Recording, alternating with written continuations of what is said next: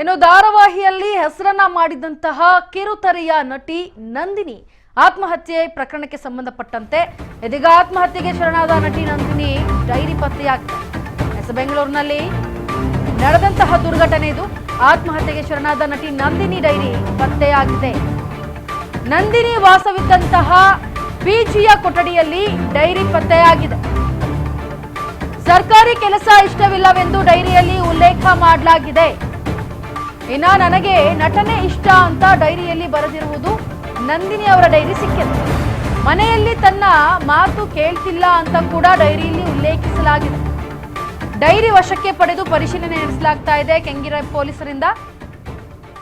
ಇನ್ನು ಬೆಂಗಳೂರಿನಲ್ಲಿ ಕಿರುತೆರೆ ನಟಿ ನಂದಿನಿ ಆತ್ಮಹತ್ಯೆಯನ್ನ ಮಾಡಿಕೊಂಡಿದ್ರು. ಈ ಪ್ರಕರಣಕ್ಕೆ ಸಂಬಂಧಪಟ್ಟಂತೆ ಇದೀಗ ಡೈರಿ ಪತ್ತೆ ಆಗಿದೆ. ಅವರದು ನಂದಿನಿ ಅವರು ಬರಿತಾ ಇದ್ದಂತಹ ಒಂದು ಡೈರಿ ಪತ್ತೆ ಆಗಿದೆ. ತುಂಬಾ ಧಾರಾವಾಹಿಯಲ್ಲಿ ಹೆಸರುವಾಸಿ ಮಾಡಿದಂತಹ ನಂದಿನಿ ಆತ್ಮಹತ್ಯೆಗೆ ಶರಣಾಗಿದ್ರು. ಇನ್ನು ನಂದಿನಿ ಡೈರಿಯಲ್ಲಿ ಏನು ಇವರು ಪಿಜಿಯಲ್ಲಿ ವಾಸವಾಗ್ತಾ ಇದ್ರು ಅದಕ್ಕೆ ಸಂಬಂಧಪಟ್ಟಂತೆ ಈಗ ಡೈರಿ ಸಿಕ್ಕಿದೆ.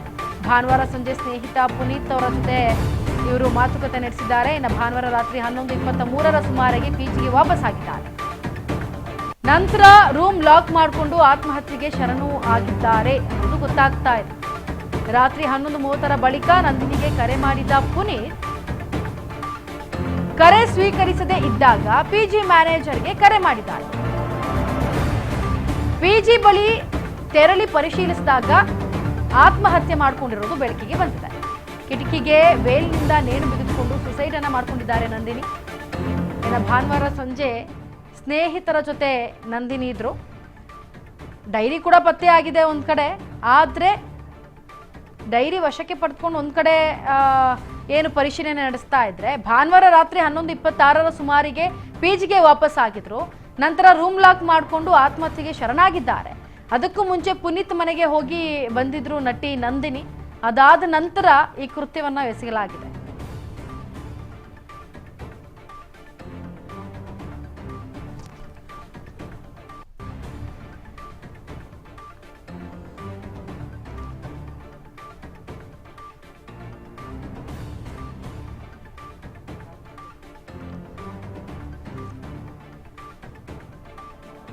ಇನ್ನ ಒಂದ್ ಕಡೆ ಡೈರಿ ಪತ್ತೆ ಆಗಿದ್ರೆ ಮತ್ತೊಂದು ಕಡೆ ಪುನೀತ್ ಅವರ ಮನೆಗೆ ಹೋಗಿ ಬಂದ ಮೇಲೆ ನಟಿ ನಂದಿನಿ ಭಾನುವಾರ ರಾತ್ರಿ 11:23 ಸುಮಾರಿಗೆ ಪಿಜಿಗೆ ವಾಪಸ್ ಆಗಿದ್ರು.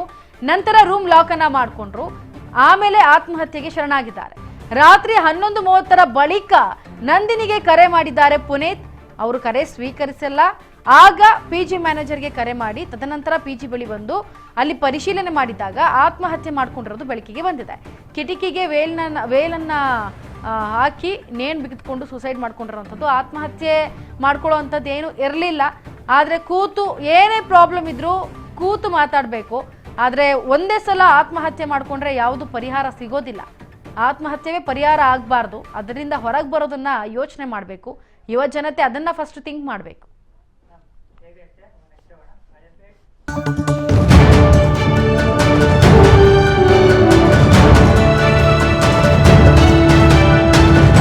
ರಾಜ್ ನ್ಯೂಸ್ ಕನ್ನಡ.